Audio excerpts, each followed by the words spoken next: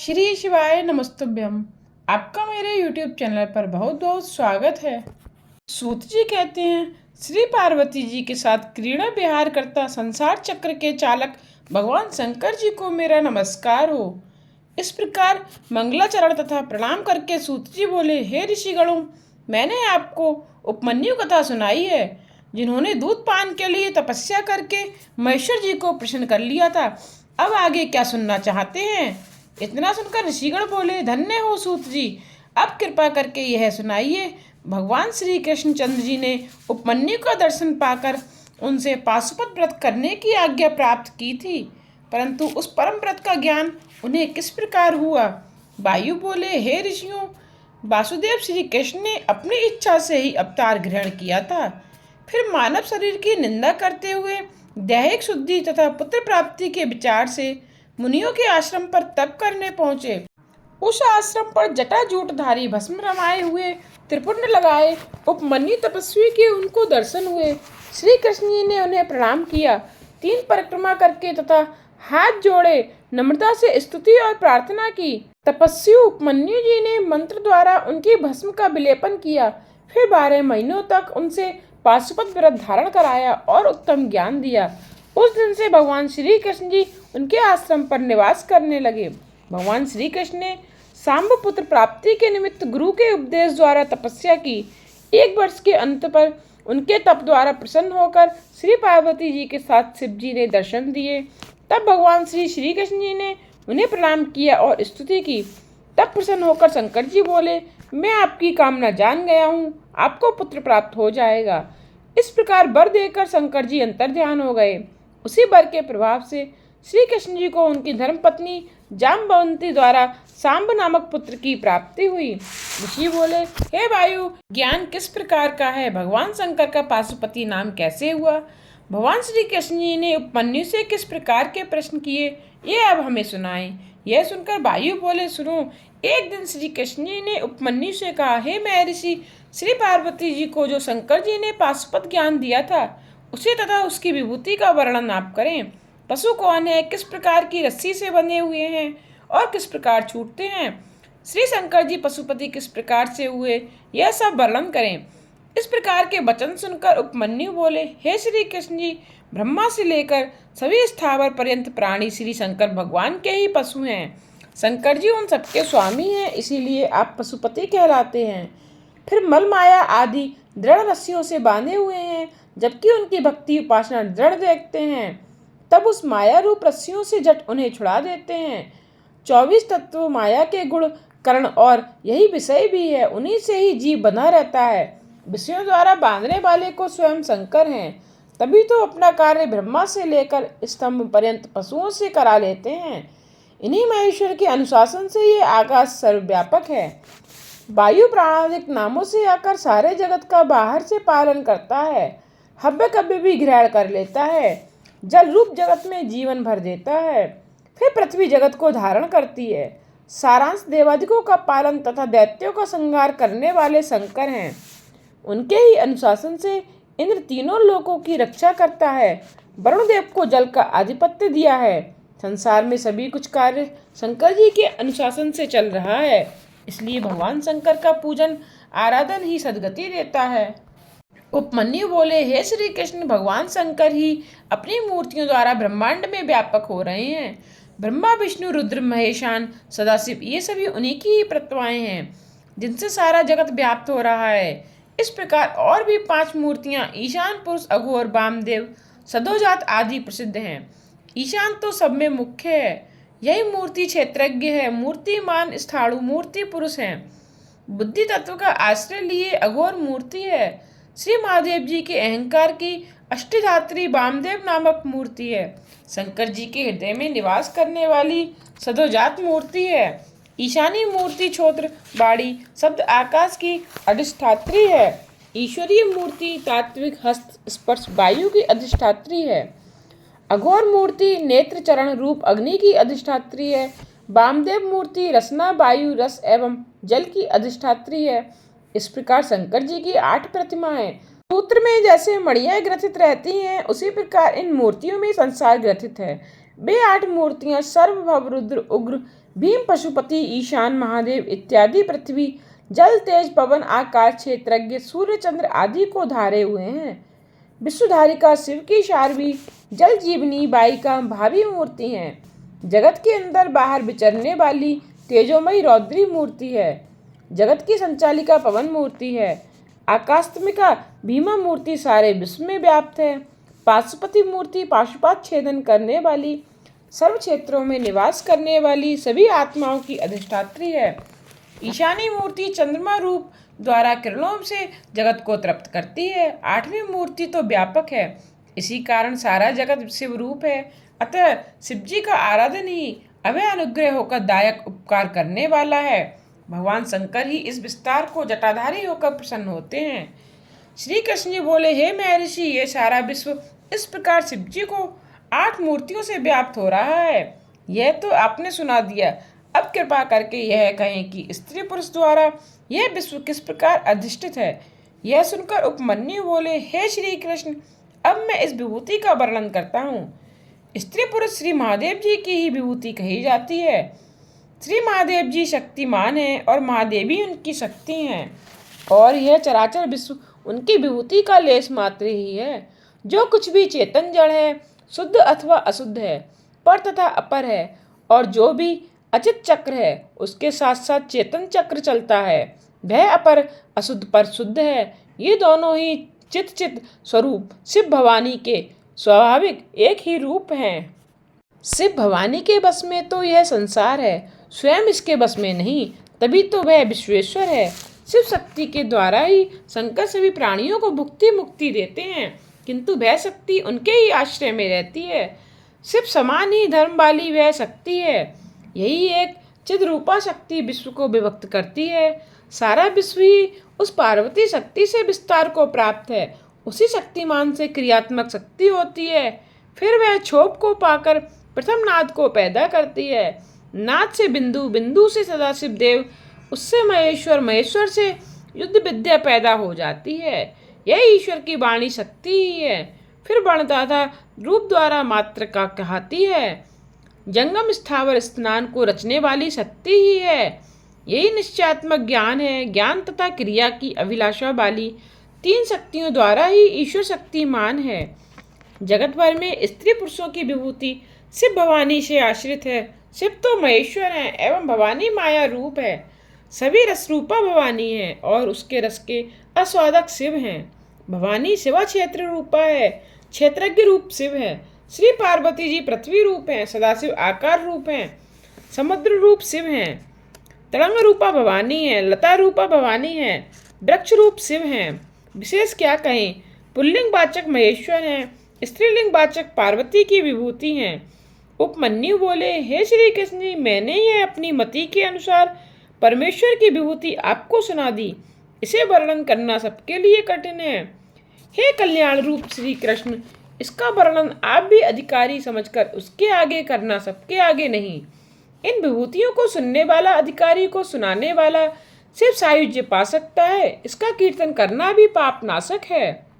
उपमन्यु बोले, हे श्री कृष्ण जी, सभी चराचर जीव माया पास में बंधे हुए हैं, इसी कारण जान नहीं सकते कि यह सारा ब्रह्मांड श्री शंकर जी का स्वरूप है। ऋषि मुनि शंकर जी के अविकल्प प्रभाव न पाकर उन्हें अनेकों भावों से वर्णन करते हैं। उन्हें अपर ब्रह्मा रूप पर ब्रह्मात्मक भी कहते हैं। इसी प्रकार अनादि अनंतर रूप भी महादेव जो कहा करते हैं। भूत इंद्रिय अंतकर प्रधान विषयात्मक अपर ब्रह्मा एवं चेतनात्मक पर ब्रह्मा कहा गया है।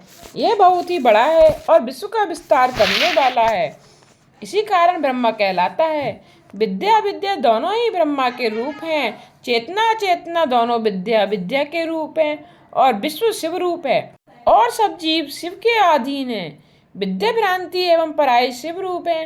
भ्रांति तो पदार्थों में मिथ्यापन है। यथार्थ ज्ञान की बुद्धि विद्या है। विकराल रहित तत्व सत हैं, विपरीत असत हैं। शिव तो दोनों के स्वामी हैं। अन्य जन उन दोनों को क्षर अक्षर कहते हैं। सभी प्राणी क्षर हैं एवं अव्यय अक्षर हैं। ये दोनों परमात्मा के रूप हैं। कोई कोई तो इन्हें समिष्ट व्यष्ट रूप से भी कहते हैं और कोई कोई जात रूप तथा प्रकृति पुरुष रूप द्वारा भी कहते हैं। कई एक विद्वान जन 23 तत्व कहा करते हैं। कार्य रूप जगत के परिणाम का काल तो एक है। इस तरह एक ही प्रवर्तक एक ही निवर्तक ईश धाता है और वही संसार के आविर्भाव तिरोभाव का कारण है। तभी तो महेश्वर ही कारण है, नेता है, स्वामी है, धाता है। कोई कोई तो ब्रह्मा को लीक कारण कहकर उसे ही ईश्वर कहते हैं। कभी जन शिव को अंतर्यामी रूप में लगाते हैं और कोई कोई प्रमाता प्रमाण प्रमेय आदि यथा बुद्धि कहा करते हैं। इस प्रकार अनेकों ज्ञानी महात्मा अपनी बुद्धि के अनुसार विरोधाभासों द्वारा ब्रह्मा का अनेकों प्रकार से प्रतिपादन करते हैं, किंतु अनेकों में विश्वास हो जाने के कारण वहां भी निश्चय नहीं कर सकते। जो पुरुष सर्वात्म भाव परमात्मा शिव की शरण में आ चुके हैं उनको सहज ही शिवत्व ज्ञान हो जाता है। उपमन्यु बोले, हे श्री कृष्ण, भगवान शंकर तो बंधन रहित हैं। उनको प्रकृति माया बुद्धि अहंकार आदि कोई भी किंचन मात्र नहीं बांध सकता। उस परमात्मा में तो वासना मोह अथवा भोगों के संस्कार नहीं, उनमें कारण कर्तव्य आदि अंतर कर्म कारण अकार्य नार्य आदि किंचन मात्र भी नहीं। बंधु अबंधु नियंता प्रेरक पति गुरु त्राता अधिक समान कांचित अकांक्षित जन्म मरण विधि निषेध मुक्ति बंधन आदि कुछ भी उनमें नहीं। कल्याणकर्ता सभी रूप भगवान शंकर के हैं। इस प्रकार संपूर्ण जगत में व्यापक रूप सदाशिव को जिसने जान लिया वह कभी मोह को प्राप्त नहीं होता। परमात्मा शिव को बारंबार नमस्कार हो। वह हृदय बाहु भी शिव रूप से काल के अग्रभाग जितना है। हृदय के मध्य में उनका ध्यान करें। सभी चराचर विश्व को उसी पुरुष ने पा लिया है जो शंकर ध्यानी है। उपमन्यु बोले, हे श्री कृष्ण, पर ब्रह्म परमात्मा विश्व में विलक्षण स्वभाव की शक्ति वाले एक ही रूप हैं। सूर्य किरणों के समान उनकी तेजोमयी किरणें सर्वत्र फैली हुई हैं। इच्छा ज्ञान क्रिया आदि रूपों से उनकी अनेकों शक्तियां हैं। उसी से ही विश्वेश्वर सदाशिव आदि पुरुष हुए हैं। ज्ञान कारिका आनंददायिका पार्वती सूक्ष्म शक्ति कहाती है एवं चंद्रशेखर देव शक्तिमान है। प्रज्ञा श्रुति स्मृति रूपी शिव विद्या है। श्री शंकर भगवान वैद्य हैं। यह शक्ति तो विश्व भर की विमोहिका है, विश्व को मुक्त कर देती है। यह 27 प्रकार वाली माया है। जो कोई भी शक्ति के साथ शिव स्वरूप को अपने हृदय में ध्यान द्वारा देख लेता है उसको परम शांति की प्राप्ति होती है। शक्ति शक्तिमान से कभी पृथक नहीं होती, तभी तो दोनों तादात्म्य संबंध है। मुक्ति पाने में ज्ञान तथा कर्म आवश्यक नहीं। भवानी शिव के प्रसन्न होते ही मुक्ति सुलभ हो जाती है। भक्ति द्वारा उनकी प्रसन्नता प्राप्त होती है। प्रसन्नता द्वारा भुक्ति मुक्ति से आनंद मिलता है। जो पुरुष शिव में थोड़ी सी भावना रखता है उसे 3 जन्मों के बाद मुक्ति मिलती है। सेवा भक्ति 2 प्रकार की है, एक सांग दूसरी अनंग। ऐसा होने पर फिर वह मन वाणी तथा साधना द्वारा 3 प्रकार की हो जाती है। मन में तो शिव विचार हो, मनोमय वाणी द्वारा शिव जपन हो, वाचक कर्म एवं पूजन कार्य की सेवा हो। इस प्रकार से यह सेवा 3 प्रकार की शिव धर्म रूप कही है। तप कर्म जप ज्ञान ध्यान चांद्रायण आदि व्रत तप हैं। शिवलिंग पूजन कर्म, शिव नाम अभ्यास जपन है, शिव चिंतन स्थान है। शिव शास्त्रों से इस प्रकार की शिक्षा ज्ञान है। ये सभी शिव शास्त्रों में वर्णित है। श्री कृष्ण जी बोले, हे महर्षि, अब आप वेदों का सार रूप ज्ञान सुनाइए। वह परम ज्ञान महादेव जी ने किस प्रकार से कहा जो कि 6 अंगों के साथ वेद साख्य आदि शास्त्रों से निकाला है और पूजन करने में किसका अधिकार हो, इन सभी बातों का विस्तार पूर्वक वर्णन करें। उपमन्यु बोले, हे श्री कृष्ण जी सुनो, जब स्थाणु रूप शिव ने सृष्टि रचना की इच्छा की उस समय आप स्वयं प्रकट हो गए। फिर देवों के देवता ब्रह्मा जी को पैदा किया। फिर रुद्र भगवान की आज्ञा ब्रह्मा जी को सृष्टि रचने के लिए हुई। ब्रह्मा जी ने सृष्टि रचना की, फिर वर्ण आश्रम आदि की व्यवस्था भी कर दी। फिर यज्ञार्थ सोम रचना की, सोम द्वारा स्वर्ग बन गया। फिर पृथ्वी अनल सूर्य यज्ञ विष्णु इंद्र आदि सभी देवताओं ने उनकी स्तुति की। तब परमात्मा ने सबका ज्ञान हरण कर दिया। इस प्रकार वह पूछने लगे कि आप कौन हैं। तब रुद्र बोले, मैं पुराण पुरुष त्रिकाल बाधित भूत भविष्य वर्तमान में रहने वाला हूँ। मुझसे अतिरिक्त एवं परे और कोई भी नहीं, मैं ही सबका निरंता हूँ। इतना कहकर रुद्रदेव अंतर ध्यान हो गए। तब देवता उन्हें न देखकर व्याकुल हो गए। फिर सोम मंत्रों द्वारा स्तुति करने लगे। पाशव्रत करके शरीर भस्म रमाई। तब देवों पर कृपा करने के हेतु पार्वती जी के साथ शंकर जी प्रकट हो गए। दर्शन करके देवताओं ने स्तुतियां की। शंकर जी बोले, हे देवताओं, तुम क्या चाहते हो? देवता बोले, हे स्वामिन, आप कृपा करके अपने पूजन का विधान हमें सुनाइए। वह किस प्रकार होता है और उस पूजन में किस किस का अधिकार है? यह सुनकर देवादिदेव शंकर भगवान ने परम तेजस्वी अष्टभुजाओं वाला अपना चतुर्मुख रूप का दर्शन कराया।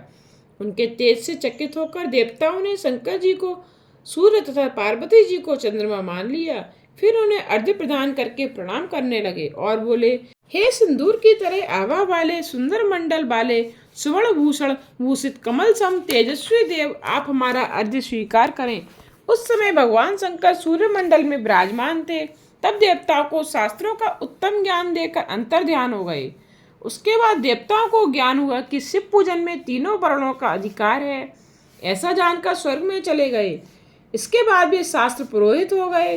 श्री पार्वती जी ने शंकर जी से पूछा। तब शंकर जी ने अपने दोनों हाथ उठाकर लोक में शास्त्र प्रकट कर दिए। अगस्त्य, बृहस्पति, दधीचि, इन तीनों महर्षियों ने उसका विस्तार किया। भगवान शंकर जी भी स्वयं अवतार ले इसका विस्तार किया करते हैं। श्री कृष्ण जी बोले, भगवान शंकर ने हर एक युग में अवतार लेकर कौन से शिष्य प्रशिष्य बनाए? अब कृपा करके यही सुनाइए। उपमन्यु बोले, हे श्री कृष्ण जी सुनिए, मैं सदाशिव के शिष्यों का नाम कहता हूँ। श्वेत मदन, सुनेत्र, सुहोत्र, कंका, लौगाक्षी, जैगी, सभ्यद, दिभा, ऋषभ, उग्र, अत्रि, सुपालक, गौतम, वेदशिरा, गोकर्ण, गुहाबासी, शिखंडी, जटामाली, दारुक, लांगुली, महकाल, सूली, दंडी, मुंडी, सहिष्णु, सोम शर्मा, नकलीश्वर, ये 28 योगाचार्य हुए, जो कि 12 कल्प में 7वें वैवस्वत मनवंतर में पैदा हुए थे। उन सब के 4 शिष्य हुए। उनके नाम श्वेत, श्वेत केतु, प्रवेद शिक्षा, श्वेताश्व, श्वेत लोहित, दुंदुभि, शत्रु, ऋषिक, केतुमान, विकोश, विकेल, व्यास, पापनाशन, सुमुख, दुर्मुख, जुर्गम, दुर्तिक्रम, संत कुमार, सनक, सनंदन, सनातन, सदामा आदि आदि थे। संख्या में 112 होते हैं। सभी शिव भक्त, भस्मधारी, वेद शास्त्र ज्ञाता, जितेंद्रिय, शिव ध्यान करता हुए हैं। इन्हें अपना आचार्य समझने वाला शिवलोकगामी होता है। श्री कृष्ण जी बोले, हे महर्षि, भगवान शंकर जी से श्री पार्वती जी ने कौन सा प्रश्न किया? यह सुनकर उपमन्यु बोले, हे श्री कृष्ण जी, एक समय की बात है। भगवान शंकर से पार्वती जी ने पूछा, हे नाथ, आप कृपा करके यह कहें कि आप थोड़ा भक्ति शक्ति एवं बलवानों पर प्रसन्न कैसे हो जाते हैं? शंकर जी बोले, हे देवी, मैं कर्म, जप, यज्ञ, समाधि आदि से इतना प्रसन्न नहीं होता जितना कि श्रद्धा भक्ति से प्रसन्न हो जाता हूँ। अतः मुझे बस में करने का उपाय ही यही है कि मेरी भक्ति एवं श्रद्धा हो। जो भी अपने आश्रम के आचरण करने वाला होता है वह मुझ में श्रद्धा रखता है। ब्रह्मा जी ने मेरी ही आज्ञा द्वारा बड़ आश्रमों के धर्म वर्णन किए हैं, किंतु वे धर्म तो बहुत से धर्म तथा परिश्रम से सिद्ध हो सकते हैं। उसी धर्म से ज्ञानी पुरुष दुर्लभ श्रद्धा पाता है, फिर एकाग्रचित्त से मेरे पूजन भक्ति द्वारा मुझे प्राप्त हो जाता है। मैंने अपने भक्तों के लिए वर्णाश्रम का भी अंतर बना दिया है। इसमें तो केवल मेरे भक्तों का अधिकार है। वर्ण आश्रम पर चलने वाले जन्म, मल, मायादि पापों से छूटकर मेरे लोक को पाकर मेरी समानता पा लेते हैं।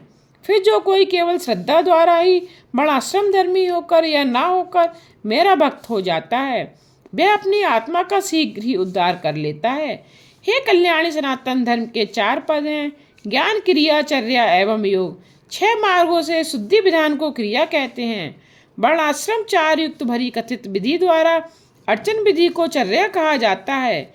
मुझसे वर्णित मार्ग द्वारा केवल मुझ में ही चित्त लगा देना, अन्य वृत्तियों का निरोध करना, यह योग है।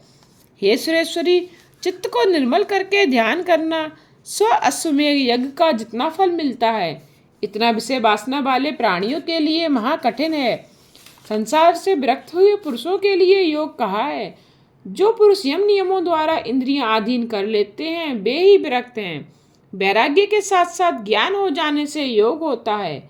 चाहे वे कितना भी पतित क्यों नहीं, किंतु योग ज्ञान से मुक्ति पा लेता है। हे प्रिय, मन, वाणी, शरीर के भेद से मेरा भजन 3 प्रकार का है। कोई तो तप, कर्ण, जप, ध्यान, ज्ञान, इन भेदों से उसे 5 प्रकार का भी कहते हैं। दूसरे लोगों से निर्मित पूजन बाह्य है और स्वयं ज्ञान से पूजन आभ्यंतर है। मुझमें मन लगाना मन का भंजन है। मेरे नामों के गायन में बाड़ी लगाना, यह बाड़ी भजन। मेरे कहे त्रिपुंडादि तिलक करना एवं अन्य चिन्ह धारण करना यह कायंक भजन है। केवल मेरा ही पूजन कर्म है। मेरे लिए शरीर शोषण तप है। पंचाक्षर क्रियाओं का चिंतन उच्चारण जप है। रुद्री का स्वाध्याय अभ्यास है। मेरा रूप चिंतन ध्यान है। शाखों के सच्चे अर्थ का ज्ञान ही ज्ञान है। आभ्यंत शुद्धि वाह्य शुद्धि है। जिसकी आत्म शुद्धि नहीं वह तो सदा अपवित्र है। अतः भावना के साथ भजन करना श्रेष्ठ है। जो पुरुष निष्काम भाव से मेरा भजन ध्यान करते हैं, यदि उसके पीछे उनको फल की भी इच्छा हो जाए तो भी मुझे प्रिय है। शंकर जी बोले, हे कल्याणी, अब मैं उन विद्वान ब्राह्मणों का वर्ण कहता हूँ जो अधिकार युक्त है। 3 बार नहाना, अग्नि कर्म करना, लिंग पूजा, दान, ईश्वर भाव युक्त स्थान, सभी कालों में दया भाव, सत्य, संतोष, आस्तिक, अहिंसा, लज्जा, श्रद्धा, पढ़ना पढ़ाना, उपदेश, ब्रह्मचर्य, श्रवण, तप, क्षमा, शौच इत्यादि वर्ण धर्म है। ये सब सामान्य कहे हैं, ब्राह्मणों के लिए तो विशेष है। क्षमा, शांति, संतोष, सत्य, असत्य, ब्रह्मचर्य, मेरे तत्व का ज्ञान, वैराग्य, भस्म सेवन, सर्वसंग में निवृत्ति, ये 10 ब्राह्मणों के लक्षण हैं। अब योगियों के सुनो। दिन में तो भिक्षा एवं भोजन में ये तो वानप्रस्थी के समान है। ब्रह्मचारियों को रात्रि भोजन निषिद्ध, पढ़ाना, यज्ञ करना, दान लेना ये क्षत्रियों के लिए निषिद्ध है। क्षत्रियों के ये लक्षण हैं। सभी वर्णों की रक्षा, संग्राम में शत्रुओं पर विजय, दुष्ट जनों को मारना, अन्य सभी जनों पर विश्वास न करना, किंतु मेरे भक्तों पर पूर्ण विश्वास का होना, ऋतुकाल में स्त्री गमन, सेना रक्षण इत्यादि क्षत्रिय धर्म है। गौ रक्षा, व्यापार, खेती आदि करना वैश्य धर्म है। 3 वर्णों की सेवा करना ही शूद्र धर्म कहा गया है। गृहस्थियों का धर्म तो अपना धर्म, पत्नी का सेवन मुख्य है। ब्रह्मचारी यतियों का धर्म ब्रह्मचर्य पालन है। नारियों का धर्म पति सेवा है। हे देवी जी, मेरा पूजन भी पति की आज्ञा होने पर ही है। जो स्त्री पति आज्ञा के बिना मेरा पूजन करती है वह नरकगामिनी होती है। विधवा स्त्रियों का धर्म व्रत, दान, तप, शौच, भूमि शयन, रात्रि भोजन, ब्रह्मचर्य, भस्म एवं जल से स्नान, शांति, मौन, क्षमा, दुष्टों से दूर रहना, अष्टमी, चतुर्दशी, पूर्णमासी एवं एकादशी तिथियों में निराहार व्रत, मेरा पूजन इत्यादि इत्यादि है। हे पार्वती, सारे धर्म का सार तो मेरा ध्यान तथा मेरे षडाक्षर मंत्र का जपन ही है। तभी तो ओम नमः शिवाय इस मंत्र द्वारा सभी सिद्धियां सहज हैं। यही मंत्र यत्न पूर्वक जपता रहे। श्री कृष्ण जी बोले, हे महर्षि, अब कृपा करके पंचाक्षर मंत्र की महिमा सुनाइए। उपमन्यु बोले, हे श्री कृष्ण जी, वेदों में तथा दिव्य शास्त्रों में ओमकार के साथ षडाक्षर मंत्र की महिमा आई है। यही मंत्र भक्तों की सभी कामनाएं पूर्ण करता है। इसके अक्षर तो थोड़े से हैं, वेदों का सार रूप होने के कारण इसमें अर्थ सिद्ध बहुत है। मुक्तिदाता है, सभी सिद्धियां इसी में विद्यमान हैं। मन रंजक तथा परे से परे है। यह मंत्र धीरे धीरे ओम नमः शिवाय ऐसा उच्चारण करते रहें। सभी विद्याओं का बीज तथा सबसे मुख्य यही एक मंत्र है। बहुत सूक्ष्म तथा बड़ी महिमा वाला है। तीनों गुणों से परे सर्वज्ञ समर्थ ब्रह्मा इसी एक अक्षर ओम में स्थित हैं। ईशान आदि सूक्ष्म ब्रह्मांड नमः शिवाय इसी मंत्र में अव्यक्त रूप से करते हैं। सदाशिव तो वाच्य वाचक भाव से सदैव मंत्र में रहा करते हैं। उसमें शिव तो वाच्य हैं और वाचक मंत्र हैं। तभी तो सदाशिव इस मंत्र द्वारा संसार से मुक्त करने वाले हैं। ओम नमः शिवाय इस मंत्र पर विश्वास होना आवश्यक है। जो भी इस पर विश्वास नहीं करता वह नरक का अधिकारी है। इसमें 7 करोड़ मंत्र हैं अथवा असंख्य उपमंत्र हैं। यह तो एक सूत्र में अनेकों मणियों के समान है। संपूर्ण शिव का ज्ञान तथा सभी विद्याओं के तत्व तो इसी षडाक्षर मंत्र के भाष्य बन रहे हैं। अन्य बहुत से शास्त्रों की उस पुरुष को कोई भी आवश्यकता नहीं जिसके हृदय में ओम नमः शिवाय महामंत्र व्याप्त हो चुका है। श्री पार्वती जी बोली, हे प्राणनाथ, कलयुग तो निरंतर संसार में डालने वाला है। उसमें पाप रूप अंधकार फैल जाता है, धर्म से विमुखता हो जाती है, वर्णाश्रम धर्म आचार विचार सभी नष्ट हो जाते हैं, किसी का भी अधिकार निश्चित नहीं होता, गुरु एवं शिष्यों की मर्यादा भी नष्ट हो जाती है। ऐसा हो जाने पर फिर आपके भक्तों की क्या गति होगी? वे किस उपाय से मुक्त हो सकेंगे? अब कृपा करके आप यही कहिए। भगवान शंकर बोले, हे देवी सुनो, कलयुग में तो केवल मेरा पंचाक्षर मंत्र ही पर्याप्त है। उसी के द्वारा भक्ति करने वाले को मुक्ति मिल जाती है। शरीर मन वाणी द्वारा नित्य ही पाप करने वाले पापी, कृतघ्नि, निर्दयी, कटलात्मा पुरुष भी केवल मेरे पंचाक्षर मंत्र से ही शीघ्र ही भवसागर से तर जाते हैं। हे कल्याणी, अनेकों बार मैं इस बात की प्रतिज्ञा करके यह कह चुका हूँ, पतित से पतित भी मेरा भक्त इसी पंचाक्षरी विद्या द्वारा मुक्ति पा सकता है। श्री पार्वती जी बोली, देव, पतित पुरुष तो अधर्म कर्म करता है, इससे तो वह नरक का अधिकारी है, फिर वह किस प्रकार इस विद्या द्वारा मुक्त हो सकता है। महेश्वर बोले, हे कल्याणी, पतित पुरुष यदि पंचाक्षर मंत्र को छोड़कर अन्य मंत्रों से भी यदि पूरा पूजन करता है तो उसे नरकगामी होना पड़ता है। केवल जल पवन के आहार से अनेकों व्रत तप करने वाले मानव मेरा लोक नहीं पा सकते। एक ही बार पंचाक्षर मंत्र जपने वाले शीघ्र ही मेरा लोक पा लेते हैं। पंचाक्षर मंत्र के करोड़वें अंश के तुल्य भी तप, यज्ञ, व्रत, नियम आदि साधन कभी नहीं हो सकते। तभी तो यह सर्वोत्तम मंत्र है। महर्षि लोग इसी के प्रभाव से स्वधर्माचरण करते हैं। जिस समय प्रलय हुई, सभी स्थावर जंगम जीव नष्ट हो गए, उस समय केवल मैं ही एक रह जाता हूँ। तब वे शास्त्र आदि सभी पंचाक्षर मंत्र में लीन हो जाते हैं। तभी स्थावर तो वे सभी नष्ट नहीं होने पाते। उसके पास प्रकृति पुरुष के भेद द्वारा मुझसे फिर सृष्टि चल पड़ी।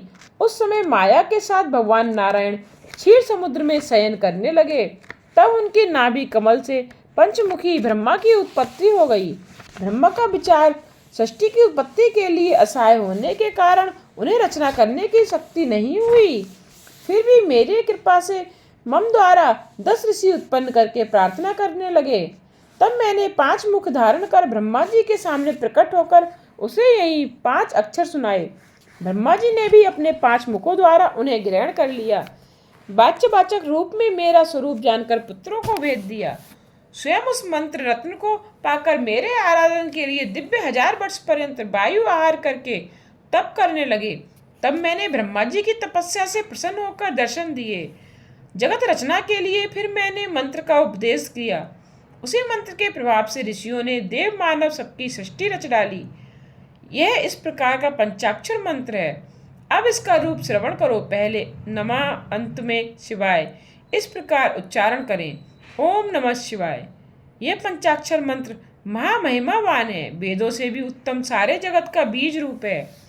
यही विद्या प्रथम मेरे द्वारा प्रकट हुई है। मेरी वाचिका है, उसकी आकृति का इस प्रकार है। सोने जैसा तो वर्ण है, अनंत कूच है, 4 भुजाएं तथा 3 नेत्र हैं। उस रूप से यह कोई साधारण शक्ति नहीं, बीजों में इस मंत्र का दूसरा बीज है। वामदेव तो इसका ऋषि है और पंक्ति छंद है। हे प्रिय, मैं भी शिव इसका देवता हूँ। हे कल्याणी, मुझमें चित्त लगाकर क्रम अथवा अक्रम से भी इसका जपना करने वाला मुझे परम प्रिय है।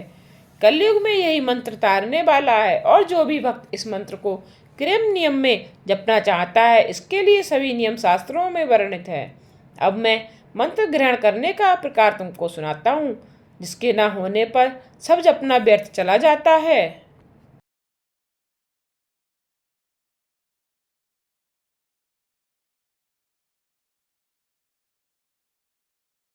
आज की कथा को यहीं विश्राम देते हुए इससे आगे की कथा का श्रवण आप कल के अध्याय में कीजिएगा। आगे आने वाली कथा के लिए चैनल को सब्सक्राइब करना ना भूलिएगा, जिससे आने वाले वीडियोज़ के नोटिफिकेशन आप तक पहुंचते रहें।